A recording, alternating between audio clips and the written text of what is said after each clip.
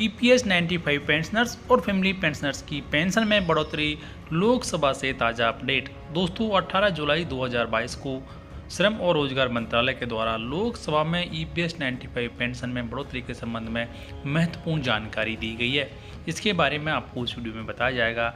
Video को आप last तक जरूर देखें। तो सबसे पहले यहाँ पर आपको बताना चाहेंगे कि कर्मचारी पेंशन योजना यानी कि ईपीएस 95 के संबंध में श्री राजमोहन उन्नीथन के द्वारा कुछ प्रश्न पूछे गए थे और इन प्रश्नों के जवाब लोकसभा में दिए गए हैं श्रम और रोजगार मंत्रालय के द्वारा। तो सबसे पहले जान लेते हैं प्रश्नों के बारे में, उसके बाद में आपको जवाबों के बारे में बताया जाएगा। तो सबसे पहले प्रश्न पूछा था यहाँ पर कि क्या यह सच है कि भविष्य निधि पेंशन के आरंभ से अब तक 30 लाख पात्र पेंशनभोगियों को 1000 रुपये की न्यूनतम पेंशन प्राप्त नहीं हुई है। और दूसरा प्रश्न यहाँ पर था कि क्या सरकार ने प्रत्येक 10 वर्ष पर ईपीएस 95 की समीक्षा और संशोधन के लिए कदम उठाए हैं, यदि हाँ तो उससे जुड़ी हुई जानकारी क्या है और यदि नहीं तो इसके क्या कारण हैं। अगला सवाल यहाँ पर था कि क्या सर्वोच्च न्यायालय ने सेवानिवृत्त होने वाले कर्मचारियों को पेंशन का भुगतान न होने की जांच के लिए 3 सदस्यीय पीठ का गठन किया है, यदि हाँ तो उससे जुड़ी हुई जानकारी क्या है। और लास्ट प्रश्न यहाँ पर था कि क्या सरकार भविष्य निधि पेंशन में व्यापक संशोधन पर कार्य कर रही है, यदि हाँ तो निकट भविष्य में इसे लागू करने की योजना का ब्यौरा क्या है। तो ये 4 प्रश्न पूछे गए थे। इन चारों प्रश्नों के जवाब श्रम और रोजगार मंत्री श्री रामेश्वर तेली जी ने दिए हैं, जो कि इस प्रकार है। तो पहले जो सवाल था कि 30 लाख से अधिक जो पेंशनभोगी हैं क्या उन्हें अभी भी 1000 रुपये की न्यूनतम पेंशन प्राप्त नहीं हुई है। तो यहाँ पर कहा गया कि उनको न्यूनतम पेंशन दी जा रही है।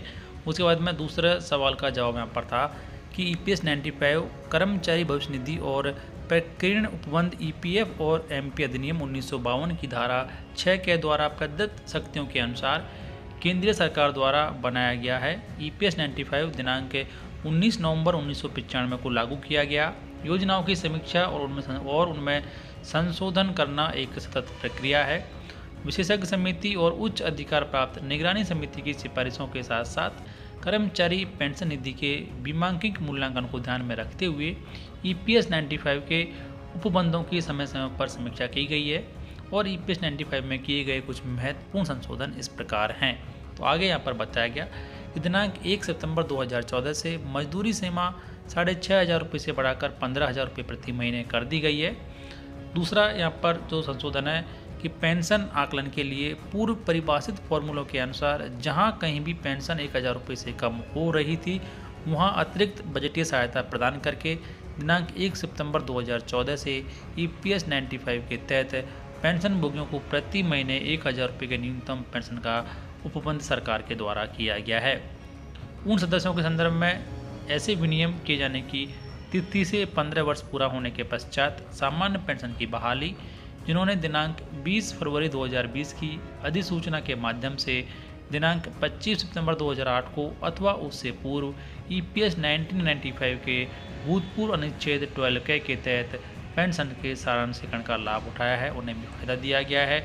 उसके बाद में यहाँ पर ये भी कहा गया है कि भारत संघ तथा कर्मचारी भविष्य निधि संगठन यानी कि ईपीएफ के माननीय केरल उच्च न्यायालय के दिनांक 12 अक्टूबर 2018 के निर्णय को माननीय उच्च न्यायालय में चुनौती दी है, जिसके द्वारा ईपीएस 95 में वर्ष 2014 में किए गए संशोधनों को रद्द किया गया है। तो यहाँ पर फिलहाल जो मामला है वो विचाराधीन है। और उसके बाद में यहाँ पर ये बताया गया है कि सामाजिक सुरक्षा संहिता 2020 को दिनांक 29 सितंबर 2020 को अधिसूचित किया गया था, जिसमें कर्मचारी भविष्य निधि एवं प्रकीर्ण उपबंध अधिनियम 1952 सहित 9 केंद्रीय श्रम विधानों को समाहित किया गया है। और नई संहिता की धारा 15 में कर्मचारियों और उनके परिजनों के सदस्यों के लिए पेंशन सहित विभिन्न योजनाएं बनाने की परिकल्पना की गई है। हालांकि उक्त संहिता को अब लागू किया जाना है, यानी कि कुछ नए बदलाव यहाँ पर किए जाने हैं, जिनका की फ़ायदा ईपीएस 95 पेंशनर्स और फैमिली पेंशनर्स को मिलने वाला है, उनके परिजनों को मिलने वाला है। लेकिन ओवरऑल यहाँ पर ये बताया गया कि फिलहाल जो 1000 रुपये की न्यूनतम पेंशन है वो दी जा रही है और पेंशन में बढ़ोतरी को लेकर और कुछ नए बदलाव किए जाने को लेकर सरकार के द्वारा कदम उठाए जा रहे हैं और जल्द ही उन पर अमल किया जाएगा। तो ये महत्वपूर्ण जानकारी फिलहाल ईपीएस 95 पेंशनर्स और फैमिली पेंशनर्स के लिए। वीडियो में इतना ही। वीडियो को लाइक और शेयर करें, चैनल को सब्सक्राइब और बेल आइकन प्रेस कर लें। हर एक लेटेस्ट अपडेट सबसे पहले देखने के लिए।